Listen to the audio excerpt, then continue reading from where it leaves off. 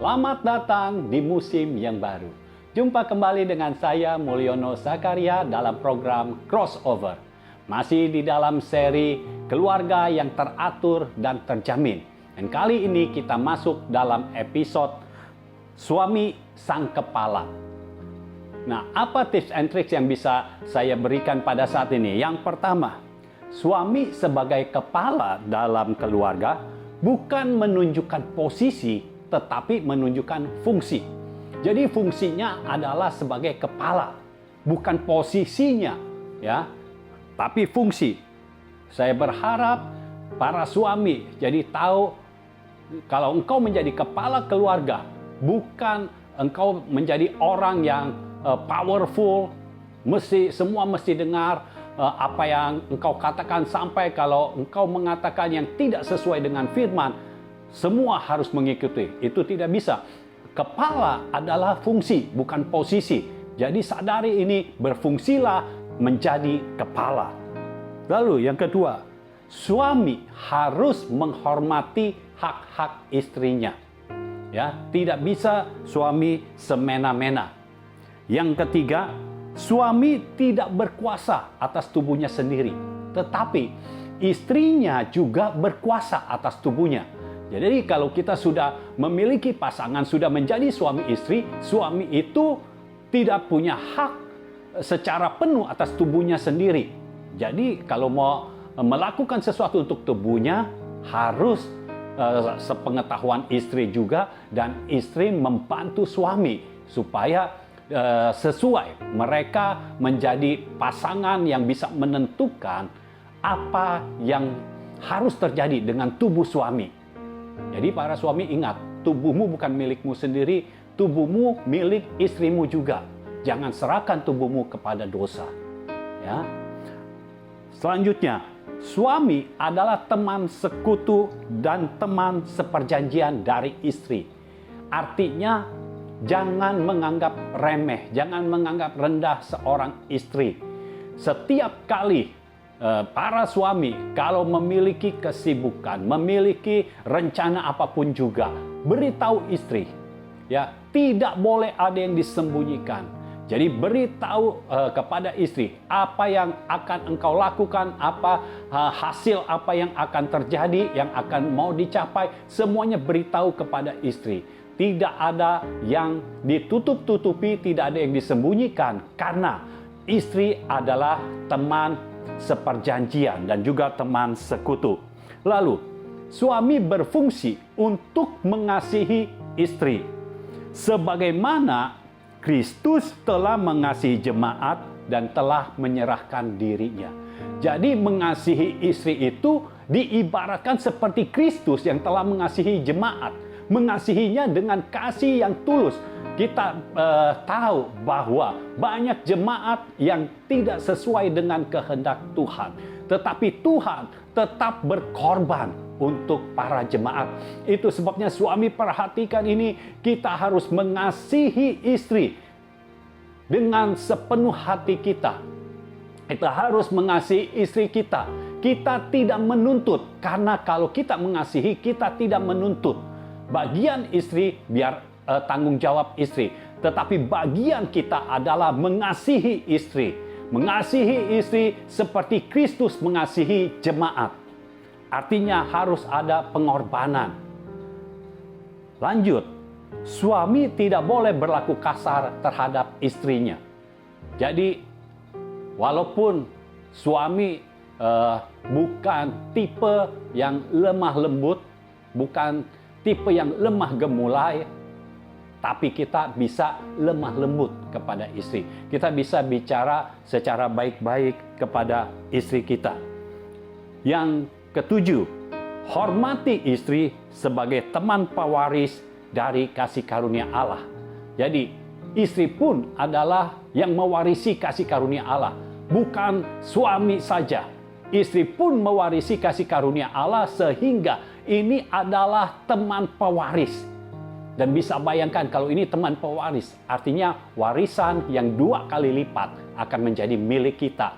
hargai, hormati istri, sayangi istri sesuai dengan firman Tuhan, maka saya percaya yang 2 kali lipat itu, warisan yang 2 kali lipat itu menjadi milik kita bersama. Terakhir, hormati istri dan bertindak bijaksana terhadap istri supaya doa suami tidak terhalang. Saudara, mau berapa banyak pun doa yang engkau naikkan, mau berapa lama pun doa yang engkau naikkan, kalau engkau membuat istrimu tidak nyaman, engkau tidak bijaksana dengan istrimu, maka doamu menjadi terhalang. Ya, kenapa? Karena Tuhan melihat hubungan suami dan istri tidak diperbaiki. Kita harus pada track yang tepat sesuai dengan firman Tuhan, sehingga yang datang ke dalam rumah kita adalah berkat-berkat Tuhan yang luar biasa, berkat-berkat Tuhan yang terbaik datang dalam rumah kita, dan segala hal yang berupa keburukan, kelemahan, kekurangan tidak akan bertahan lama. Bahkan sebelum sampai ke rumah kita, sebelum sampai ke keluarga kita, itu sudah kembali lagi ke asalnya. Hanya yang berasal dari Tuhanlah yang datang dalam kehidupan kita ketika para suami berfungsi sebagaimana mestinya. Demikian tips and tricks dari saya. Tuhan memberkati. See you at the next level. Selamat datang di program Crossover to the Next Level. Kita berjumpa lagi bersama saya, David Alexander, dan hari ini kita masih ada di dalam seri Keluarga yang Teratur dan Terjamin, episode Suami Sang Kepala. Bersama saya telah hadir Pendeta Mulyono Zakaria, dan kita langsung saja saksikan talk show berikut ini. Selamat datang Bang Mul di program Crossover. Ya. Kita berjumpa lagi hari ini masih di dalam seri Keluarga yang Teratur dan Terjamin, episode Suami Sang Kepala. Oke Bang Mul. Nah, Bang Mul boleh menjelaskan lagi nggak? Ini bagaimana suami dapat berfungsi sebagai kepala? Apakah ini maksudnya kepala, suami sebagai kepala artinya yang bekerja, terus istri cuman sebagai ibu rumah tangga seperti itu? Iya. Soal suami menjadi kepala, ini bicara tentang fungsi kan ya. Nah, fungsinya sebagai kepala lebih kepada pengayom, yang mengayomi istrinya. Itu sebabnya lebih diutamakan suami itu memiliki kapasitas roh yang lebih besar, sehingga bisa mengayomi istrinya, bisa membimbing istrinya, membimbing atau menuntun istrinya. Kalau kapasitas rohnya lebih besar, otomatis dia punya keyakinan yang lebih besar terhadap firman, punya kebergantungan kepada Tuhan yang lebih lagi, sehingga bisa membawa istri ke dalam satu destiny dengannya. Jadi harus mengayomi. Nah, kalau bicara tentang apakah ini jadi suami yang mencari nafkah, istri jadi ibu rumah tangga, ini bukan bicara soal pekerjaan. Ini bukan bicara soal bagi-bagi kerjaan. Ya, suami harus kerja, istri di rumah saja. Tidak seperti itu. Kita harus ingat waktu Adam dan Hawa diciptakan yang pertama, sebelum berdosa. Yang pertama, Adam tidak diciptakan untuk mencari nafkah. Tidak. Lalu Hawa diciptakan bukan menjadi ibu rumah tangga juga. Jadi Adam itu menjadi kepala. Perhatikan firman Tuhan datangnya kepada Adam, bukan kepada Hawa. Karena tujuannya apa? Kalau Tuhan berikan firman kepada Adam, Adam akan cerita kepada istrinya. Dan terjadi nggak? Terjadi. Tuhan berkata kepada Adam, semua pohon dalam Taman Eden ini boleh dimakan buahnya. Tapi satu nggak boleh, yaitu pohon pengetahuan yang baik dan yang jahat. Hawa tahu nggak soal ini? Hawa tahu. Nah, artinya apa? Adam ditugaskan untuk menjadi pengayom. Pengayom atau pelindung. Sehingga Hawa menjadi nyaman dan aman ada di sisi Adam. Jadi tujuan suami menjadi kepala lebih kepada pengayom. Bisa nggak mengayomi istrinya? Ya, jadi bukan masalah suami harus kerja. Jadi urusan di rumah, pokoknya urusan istri, suami nggak mau tahu. Lalu istri juga tidak mau tahu soal mencari nafkah, pokoknya itu tugas suami.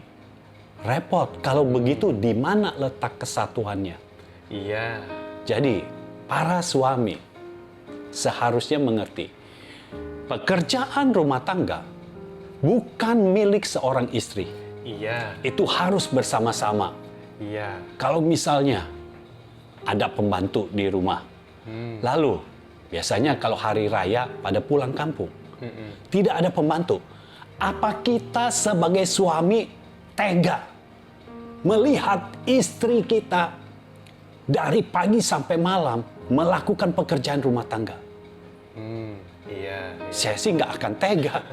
Kalau bisa saya ambil alih semua, saya akan ambil alih. Jadi suami nggak akan menurunkan derajatmu. Kalau engkau di rumah harus nyapu, harus ngepel, harus masak. Iya. Itu tidak menurunkan derajat. Tetap menjadi kepala. Iya. Dan urapan dari Tuhan nggak akan turun. Nggak akan berkurang gitu. Iya. Maksudnya nggak akan berkurang. Iya. Supaya jangan salah persepsi. Jadi urapan Tuhan tidak akan berkurang dalam hidup suami kalau suami harus mengerjakan pekerjaan rumah tangga. Iya. Misalnya harus cuci baju. Kalau bisa setrika baju, setrika baju. Apa yang salah dengan itu? Iya. Tidak ada yang salah. Lalu kalau istri, Tuhan menciptakan orang, menciptakan manusia, itu luar biasa. Ajaib dan unik. Masing-masing orang ajaib dan unik. Itu sebabnya sidik jari kita beda semua. Iya. Ya, berapa miliar orang di dunia, semuanya beda sidik jarinya. Iya. Itu membuktikan bahwa tidak ada satu orang pun yang sama dengan yang lainnya. Sama semuanya, nggak ada. Bahkan yang kembar pun bisa beda. Iya. Yang kembar pun bisa kesukaannya beda. Yang satu suka keju, satu suka coklat. Bisa seperti itu. Jadi, kalau misalnya kita sebagai suami sudah ditentukan menjadi kepala, berfungsilah sebagai kepala bukan soal pekerjaan. Bukan soal, oh ya udah, kalau rumah tangga, kalau sudah ada anak, pokoknya anak urusannya istri. Suami keluar cari uang. Ngapain cari uang? Kita harus cari Tuhan, bukan cari uang. Iya. Ya, cari Tuhan. Apa yang harus kita lakukan, maka Tuhan akan menambahkan semuanya kepada kita. Jadi istri kalau dekat kita itu bukannya deg-degan, tetapi merasa aman, merasa nyaman. Kalau kita hadir, aduh seperti udah ada di sorga. Jangan kalau suami baru pulang kerja, istri merasa, nah mulai Dani, udah mulai nggak nyaman gitu. Nah, nggak bisa. Kita sebagai kepala harus menjadi pengayom. Iya. Istri kita kalau ada, kan istri itu pakai perasaan gitu, ya pakai perasaan. Jadi kadang kalau ada apa-apa nggak tahu bagaimana bisa sedih. Nah kita harus bisa menghibur. Iya. Kita harus bisa menghibur. Jadi apapun yang diperlukan untuk istri, kita harus bisa menjadi seperti itu. Iya. Kita bisa menghibur.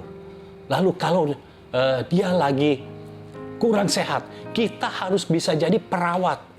Iya. Jadi bukan istri yang harus jadi perawat. Lah kalau istri yang sakit, kita yang harus jadi perawat. Iya. Kita doakan juga. Ya kan kita berdoa juga, kita doakan juga, tapi kita merawat juga. Iya. Makanannya kita ambil, ya kita ambilin, kita suapin. Bukannya, kalau saya mah kepala keluarga, saya kan lelaki, masa saya mesti ambilin makanan untuk istri? Nggak ada yang salah di situ. Justru kalau kita tidak ambilin makanan, itu salah besar. Iya. Jangan kalau lagi pacaran mau, ya lagi pacaran, Istri mau apa? Diambilin. Kok udah berkeluarga nggak mau? Nggak bisa. Justru harus ditingkatkan lagi. Waktu pacaran mau apa? Diambilin. Begitu udah berumah tangga, istri belum minta, udah diambilin. Harusnya kan seperti itu. Jadi lebih meningkat. Jadi kepala keluarga, suami menjadi kepala, itu berfungsi sebagai pengayom. Kalau istri, kan ini semua unik. Istri ada yang tidak betah kalau di rumah terus. Kecuali kalau pandemi. Seperti saat-saat pandemi, mau nggak mau di rumah. Tetapi ada yang nggak bisa di rumah. Kalau di rumah itu seperti tidak hidup. Kita harus bisa merelakan istri bekerja. Tapi bukan bekerja karena untuk menghidupi keluarga kita, tapi biar istri bekerja karena dia suka bekerja, gitu, suka ada di luar. Kita berikan itu. Kalau kita ambil semua, kasihan. Waktu masih single, luar biasa. Orang-orang di kantornya bisa angkat topi. Ini orangnya luar biasa. Lalu begitu menikah, tiba-tiba di rumah saja. Kasihan sekali kapasitasnya, talentanya kayak dipendem. Dan Tuhan tidak suka talenta yang dipendem. Tuhan mau talenta itu dikembangkan. Jadi ini suami harus menjadi pengayom. Yang bisa mengayomi istri, bisa melindungi istri, sehingga istri merasa aman dan nyaman. Ya, aman dan nyaman di dekat kita, dan juga aman dan nyaman ketika melakukan sesuatu, istri nggak merasa haknya dikekang, gitu. Tapi istri tetap bisa melanjutkan, ya, semua kegiatan yang waktu dia single dia bisa lakukan. Bukan berarti waktu berkeluarga jadi nggak bisa lakukan. Tetap dilakukan, hanya mungkin ada batasan-batasan. Karena dulu sendiri sekarang sudah berdua dan menjadi satu. Jadi seperti itu, kepala harus menjadi pengayom. Nah, Bang Mul, jadi sebenarnya hak-hak apa saja sih dari istri yang harus dihormati oleh sang suami? Apakah yang tadi itu juga termasuk salah satunya, Bang Mul? Iya, semua hak waktu istri itu masih single, itu jangan kita ambil semuanya. Ya, dia suka di luar, nggak bisa. Sekarang kamu harus di dalam dan harus lakukan pekerjaan rumah tangga. Tidak bisa. Kita ini menjadi pasangan. Kita bukan menjadi atasan. Ya, suami bukan atasan istri. Suami kepala, bukan berarti posisinya di atas istri. Bukan.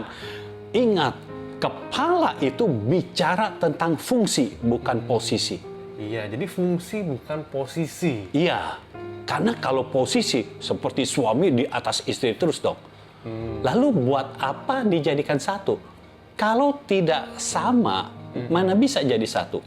Kalau suami di atas, istri di bawah, jadi satunya di mana? Tapi harus dilebur. Jadi bukan posisinya di atas, tetapi kan posisinya di samping. Perhatikan waktu menikah, mana ada suami posisinya di atas? Posisinya kan di sebelah istrinya. Sama-sama. Jadi hak istri jangan dikekang. Lalu hak yang paling utama yang dimiliki oleh istri yang harus diberikan oleh suami adalah hak untuk dikasihi dan diayomi. Jadi suami harus mengasihi istri lebih dari apapun juga. Satu-satunya yang mengalahkan kasih atau cinta suami kepada istri adalah mencintai Tuhan. Tetapi selebihnya, suami harus mencintai istri apapun yang terjadi. Termasuk kalau orang tuanya ada, kalau disuruh pilih, suami harus bisa memilih. Nah, kan pernah ada cerita atau pertanyaan ini secara umum. Coba David jawab. Kalau satu keluarga, ada suami, istri, lalu ada orang tua. ada ibu, ya. Jadi bertiga nih naik perahu, bertiga. Suami, istri, dan ibu. Ibu kandung, bukan ibunya istri, ibu kandung. Kalau naik perahu, tiba-tiba di tengah danau, perahunya terbalik. Yang mau ditolong siapa? Iya, susah sih ya jawabnya.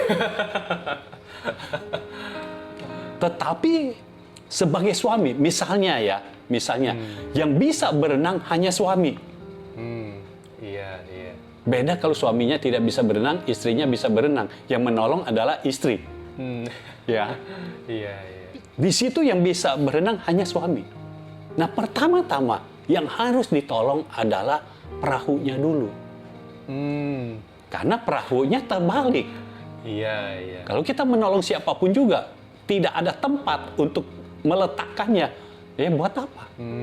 Iya. Jadi setelah itu, kita harus bisa menolong istri kita terlebih dahulu. Setelah itu, kalau masih ada waktu, kita tolong ibu kita. Iya. Kalau harus ada pilihan ya, kalau kita bisa langsung tolong dua-duanya, ya dua-duanya kita tolong. Iya. Cuma maksud saya di sini, kita harus mengasihi istri sampai seperti itu. Iya, iya. Sampai kalau istri dan ibu kita dan orang tua kita berselisih, kita harus ada di pihak istri. Bukan di pihak orang tua kita. Tapi itu apa bukan berarti kita nggak menghormati orang tua kah, Bang Mo? Ketika kita ada di pihak istri, kita berada di posisi yang tepat. Yaitu sebagai pengayom istri. Iya. Lalu untuk orang tua, kita bukannya mau melawan. Kan bukannya kita ada di pihak istri, terus kita marah-marahin orang tua. Enggak begitu. Iya, iya. Kita menempatkan diri bersama dengan istri. Ketika orang tua bicara, ya kita ikut. Kita ada di samping istri kita. Iya. Bukan orang tua lagi menegur istri, kita di pihak orang tua ikut-ikutan tegur istri. Tuh, gue bilang juga apa? Dari dulu dibilangin nggak bisa sih. Nggak bisa gitu. Kita harus ada, ingat, kita ada di samping istri. Bukan waktu pernikahan saja, waktu Iya, resepsinya mau sebelah-sebelahan. Justru dalam rumah tangga itu yang kita harus ada di situ, Iya, posisi iya. kita.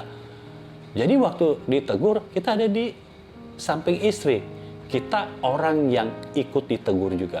Karena prinsipnya begini, kalau istri salah, suami pasti ada andil di dalamnya. Iya. Tidak mungkin tidak. Hawa bersalah. Dia melihat pohon pengetahuan yang baik dan jahat, lalu kemudian dia petik buahnya. Kan yang petik Hawa, bukan Adam. Iya. Tetapi Tuhan minta tanggung jawab dari Adam. Waktu Tuhan datang ke Taman Eden, yang dicari itu bukan Hawa, Adam. Iya, iya. Adam kan makan tapi dari pemberian Hawa. Nah, Adam menyalahkan istrinya. Kenapa Adam menyalahkan istri? Karena dosa. Iya. Waktu Adam belum jatuh ke dalam dosa, Adam tidak pernah, Alkitab tidak pernah menyebut Adam menyalahkan Hawa. Iya. Baru ketika jatuh dalam dosa, Adam menyalahkan Hawa. Iya, iya. Nah, kita tidak boleh menyalahkan istri, apalagi di depan orang tua, di depan orang lain. Kita harus membela istri. Iya. Istilahnya gini, kalau istri kita ribut dengan orang lain, kita harus bela istri. Terlepas dari istri kita salah atau benar. Kita membela bukan karena istri kita benar. Kita membela karena dia istri kita. Iya, iya. Jadi kalau saya punya istri, kalau istri saya ribut dengan seseorang, saya tidak akan ada di pihak orang itu. Sekalipun saya tahu istri saya salah, saya akan tetap di pihak istri saya. Iya. Jadi kalau mau berurusan sama istri saya, ya berurusan sama saya juga. Tapi dia salah. masa bodoh soal salah. Tuhan, ya, kan begini. Kita sebagai suami itu diibaratkan, digambarkan seperti Kristus. Iya. Yang bisa mengorbankan nyawanya untuk gereja. Iya. Nah, kita itu seperti Kristus. Iya. Nah, ketika kita salah, Kristus itu membela. Iya. Waktu kita sudah terima Yesus, kan waktu kita menikah, istri kan sudah menerima kita. Iya. Ya. Waktu kita sudah menerima Yesus, ketika kita ada salah, dituduh oleh musuh, kamu salah, kamu berdosa, kamu tidak layak. Yesus akan tampil sebagai pembela. Iya. Ya. Tuhan akan mengirimkan Roh Kudus-Nya sebagai pembela. Dan akan berkata, dia sekarang salah, tetapi dia sudah ditebus karena Yesus sudah menanggung segala dosa-dosanya, segala kesalahannya. Iya. Jadi suami, kalau misalnya dikatakan istri salah, kita bisa berkata, kalau dia salah, dia tidak akan menjadi masalah buat saya karena dia adalah istri saya. Bukan masalah dia salah atau benar, tapi karena dia adalah istri saya. Prinsipnya seperti itu. Iya. Kan Yesus pun berkorban untuk kita bukan karena apa yang kita lakukan benar atau salah. Iya. Tetapi karena kita sudah menerima Yesus. Iya. Jadi kita dibela oleh Yesus. Iya. Musuh kita tidak bisa berbuat apa-apa. Iya. Ya. Jadi prinsipnya pokoknya membela tapi bukan masalah benar atau salah, tapi Iya. karena kita benar-benar mengasihi istri kita. Ya, soal salah nanti waktu di rumah ada di kamar baru kita bicarakan baik-baik. Iya. Tapi itu mesti lihat juga waktunya. Iya. Ya. Iya. Oke, Bang Mul. Nah, kalau misalnya nih ada terjadi pertukaran fungsi antara suami dan istri, ini gimana nih, Bang Mul? Iya. Kalau terjadi pertukaran, makanya untuk bagi saudara-saudara yang belum menikah, yang belum memiliki pasangan, atau sekarang memiliki pasangan tetapi belum menikah, pastikan pasanganmu itu bisa menjadi pengayommu. Iya. Jangan kalau masih pacaran aja sering ditinggal, wah repot. Pas berkeluarga lebih sering lagi ditinggal. Ya, pastikan jadi pengayom. Pastikan bisa menjadi kepala. Iya. Jadi nggak ada pertukaran. Kita bukan sedang main sepak bola yang pemainnya bisa ditukar. Nggak seperti itu. Kalau misalnya sudah terlanjur, suami tidak berfungsi sebagai kepala, lalu apakah istri bisa mengambil alih posisi suami? Seperti itu kan? Iya. Di Alkitab ada kisah tentang Musa. Tuhan marah kepada Musa. Ini bukan tentang bangsa Israel, tetapi tentang anak. Tuhan marah kepada Musa dan Tuhan mau membunuh Musa. Kenapa? Karena anaknya belum disunat. Nah, mungkin ada orang yang bertanya-tanya, kenapa anak belum disunat? Kok Tuhan sampai marahnya itu sampai mau membunuh Musa? Karena sunat itu, ya dulu itu sunat itu adalah lambang perjanjian. Iya. Jadi waktu Musa tidak menyunat anaknya, Musa itu seperti melanggar perjanjiannya dengan Tuhan. Iya. Musa tidak hidup di dalam perjanjian dengan Tuhan. Kita tahu Tuhan kita adalah Tuhan yang ada di dalam ikatan janji. Iya. Jadi ketika kita menerima Yesus, kita sudah ada di dalam hubungan ikatan janji. Itu sebabnya kita harus melakukan sesuai dengan ikatan janji itu. Iya. Nah, Musa tidak, entah dia lupa, entah dia malas, atau bagaimana, tetapi dia tidak menyunat anaknya. Lalu istrinya Sipora, waktu itu dia melihat bahwa Tuhan marah kepada Musa. Dan Tuhan sudah benar-benar mau membunuh Musa. Sudah ada niat, ya istilah gitu. Apa yang dilakukan oleh Sipora? Dia mengambil alih fungsi Musa. Dia mengambil alih, dia ambil batu, dia kikis supaya tajam, terus lalu dia sunat anaknya. Sipora yang sunat anaknya. Lalu setelah disunat, baru Tuhan tidak murka lagi. Baru dibebaskan. Jadi, kalau sampai terlanjur begitu, boleh nggak ditukar? Sebenarnya bukan ditukar, mengisi kekosongan. Karena kalau ditukar, nanti istri yang menjadi kepala, menjadi pengayom, suami yang menjadi penolong. Nah, ini nggak benar. Karena seharusnya kalau fungsinya sedang kosong, istrinya bisa berfungsi. Lalu dengan diisi kekosongan itu bukan berarti suami langsung turun. Enggak. Suami tetap di situ hanya karena dia sedang tidak berfungsi, diisi terlebih dahulu oleh istri. Kemudian setelah istri memerankan fungsi suami, jadi ini hanya case per case, bukan selama-lamanya. Jadi di satu kasus kalau suami tidak berfungsi, dia akan berfungsi. Tetapi setelah itu, Sipora setelah dia mengambil fungsinya Musa, dia sunat anaknya. Kan sunat itu harusnya bapak, bukan ibu. Dia sunat anaknya, murka Tuhan kan surut. Musa tidak jadi dibunuh. Tetapi kemudian Sipora kembali lagi menjadi seorang istri, Musa kembali menjadi kepala. Jadi ini case per case. Jadi kalau kasusnya suami sedang tidak berfungsi, oke, istri mengisi kekosongan. Ya, karena tidak ada yang berfungsi, repot juga kalau tidak ada yang berfungsi. Jadi isi kekosongan. Tetapi bukan berarti setelah itu istri akan terus-menerus mengisi kekosongan itu. Enggak. Setelah itu kasih kembali kepada suami. Tapi pasti yang jadi pertanyaan, lalu kalau suaminya terus-terusan tidak berfungsi bagaimana?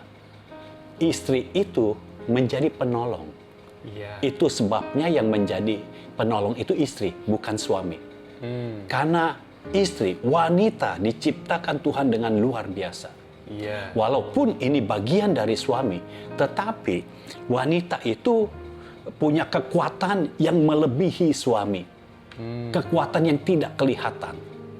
Ya, di Alkitab memang disebut bahwa wanita itu pihak yang lemah, kaum yang lemah. Tetapi itu kan secara kekuatan fisik. Tetapi sebenarnya secara kekuatan mental, istri itu jauh lebih kuat. Makanya yang melahirkan, yang mengandung dan melahirkan adalah istri. Karena dia lebih kuat, lebih tahan. Kalau suami yang mengandung belum tentu tahan. 9 bulan, tiba-tiba perutnya gendut. Ya, padahal istri kalau perutnya gendut, waduh itu udah pikiran. Tetapi ketika perutnya menjadi gendut karena hamil, itu jadi kebanggaan. Suami kalau gendut gitu, wah, udah seperti dunia runtuh.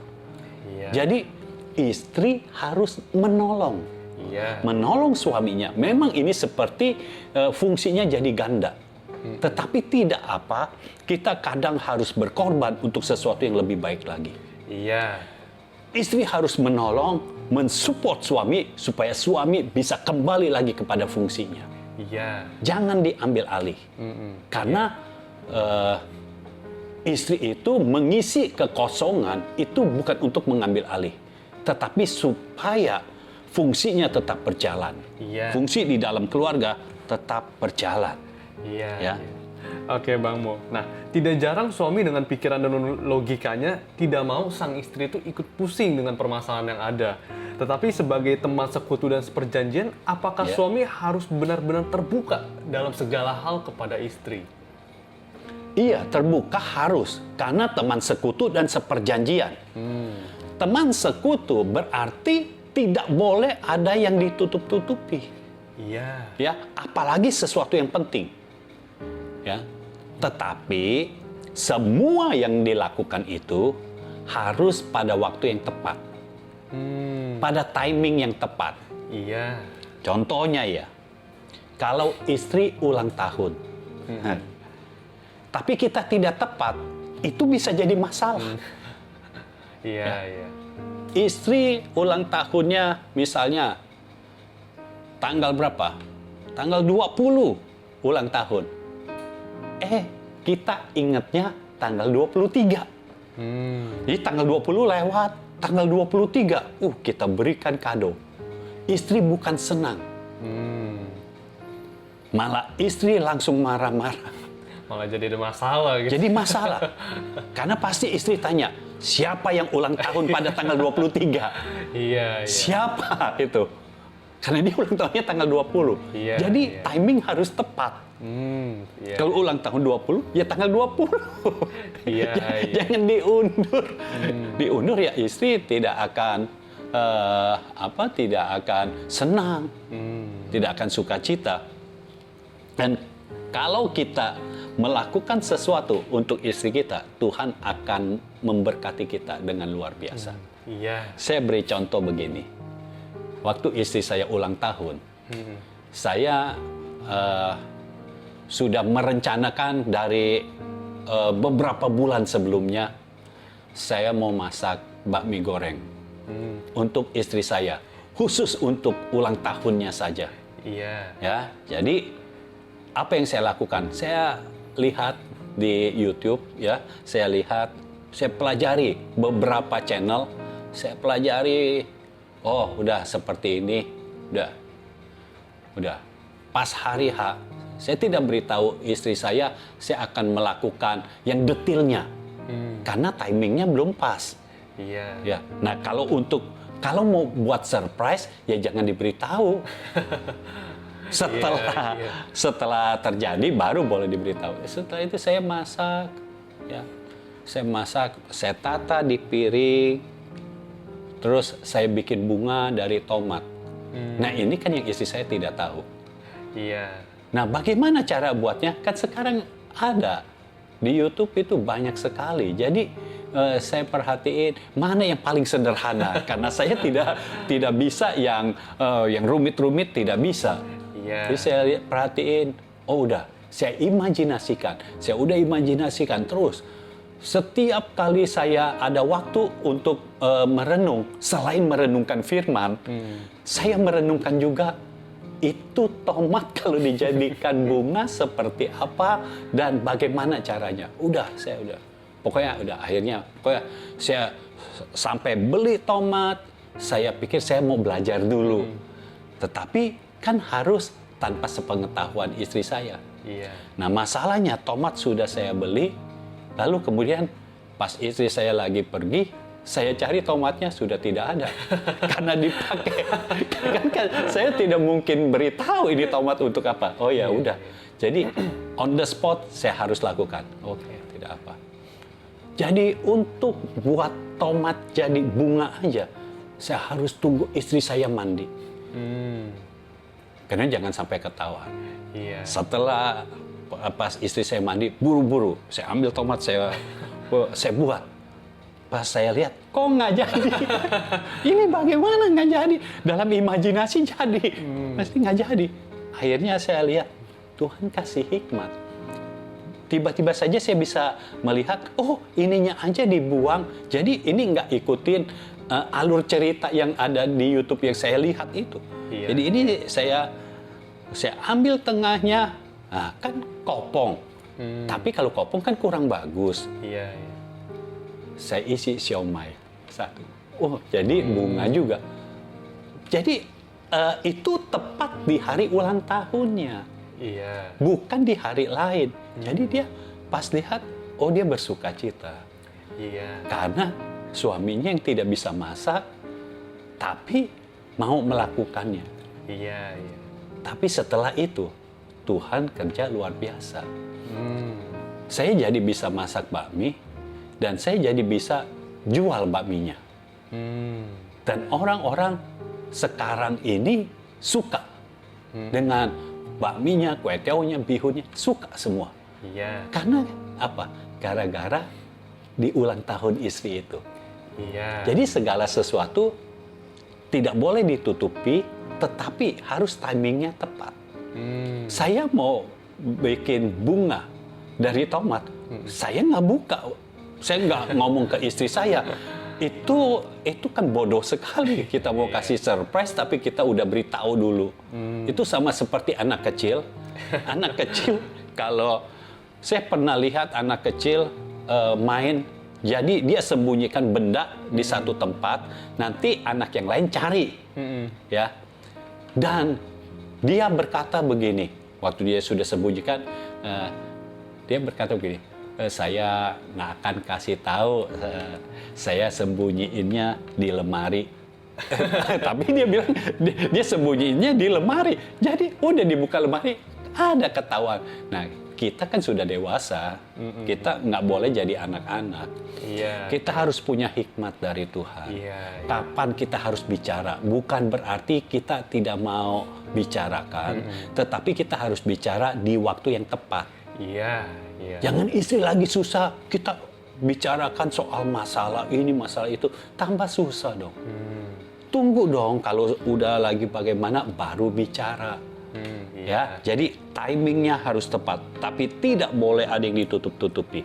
Iya, iya. Oke, Bang Mul, pertanyaan terakhir nih. Bagaimana supaya cara suami bisa benar-benar mengasihi istrinya dengan lebih lagi, sampai sama seperti Kristus mengasihi jemaat? Ya, percayalah, dengan usaha manusia, dengan kekuatan manusia, kita tidak akan bisa mengasihi istri forever. Selama-lamanya mengasihi. Kenapa saya berkata seperti itu? Karena ini orang yang tiap hari ada bersama dengan kita. Prinsip dunia mengatakan orang yang paling bikin kita kesal, marah, itu adalah orang yang paling dekat dengan kita. Itu prinsip dunia kan. Nah, kita kadang mau ikutin alurnya dunia. Kita berkata seperti itu juga. Mungkin kita nggak berkata seperti itu, tapi kita mengaminkan.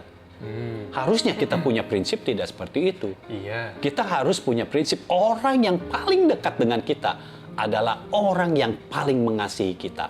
Adalah orang yang paling kita sayang. Iya. Dia harus seperti itu. Jadi bagaimana caranya? Firman Tuhan katakan, bukan dengan kuat dan gagah kita, tetapi oleh roh Tuhan.